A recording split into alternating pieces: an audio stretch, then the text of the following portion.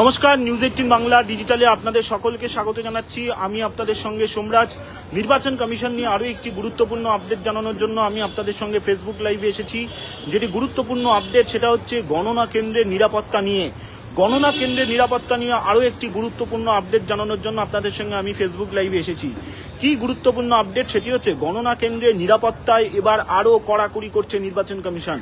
শুধুমাত্র পশ্চিমবঙ্গের জন্য নয়, গোটা 5টি রাজ্য, অর্থাৎ যে রাজ্যগুলিতে ভোট হয়ে গেল, যে আগামী 4 মে গণনা রয়েছে, অর্থাৎ এ রাজ্যের পাশাপাশি কেরল, তামিলনাড়ু, পুদুচেরি, আসাম, প্রত্যেকটি রাজ্যের ক্ষেত্রেই এই সিদ্ধান্ত কার্যকরী করতে চলেছে নির্বাচন কমিশন।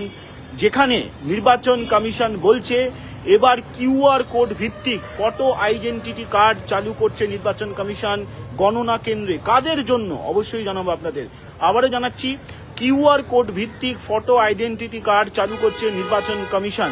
কাদের জন্য এই কিউআর কোড ভিত্তিক ফটো আইডেন্টিটি কার্ড চালু করার সিদ্ধান্ত নিয়েছে নির্বাচন কমিশন?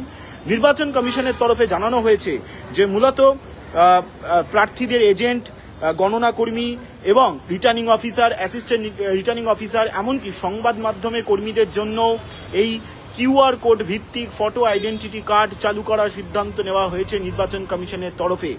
গণনা কেন্দ্রের ভেতরে যাতে কোনো অবাঞ্ছিত ব্যক্তি প্রবেশ করতে না পারে, সেই কারণেই এই কিউআর কোড ভিত্তিক ফটো আইডেন্টিটি কার্ড চালু করার সিদ্ধান্ত নিয়েছে নির্বাচন কমিশন। এবং 2রা মে থেকেই এই ব্যবস্থা কার্যকরী হয়ে যাবে, তেমনটাই নির্বাচন কমিশনের তরফে জানানো হচ্ছে।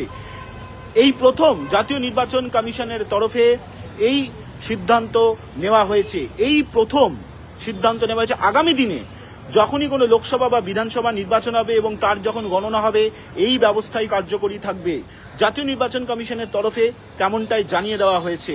এবং এই যে কিউআর কোড, যে ত্রিস্তরীয় নিরাপত্তা ব্যবস্থা, সেই ত্রিস্তরীয় নিরাপত্তা ব্যবস্থার পর এই কিউআর কোড স্ক্যান করে তবেই সংশ্লিষ্ট ব্যক্তি প্রবেশের অনুমতি পাবেন, তেমনটাই জাতীয় নির্বাচন কমিশনের তরফে নির্দেশিকা দিয়ে জানানো হয়েছে।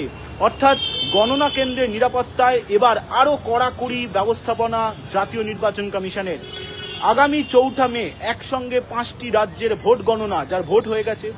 আমাদের রাজ্যে অর্থাৎ পশ্চিমবঙ্গ দেখেছেন গতকাল ভোট হয়েছে 142টি আসনে। এবারে আমাদের রাজ্যে 2 দফায় ভোট হয়েছে।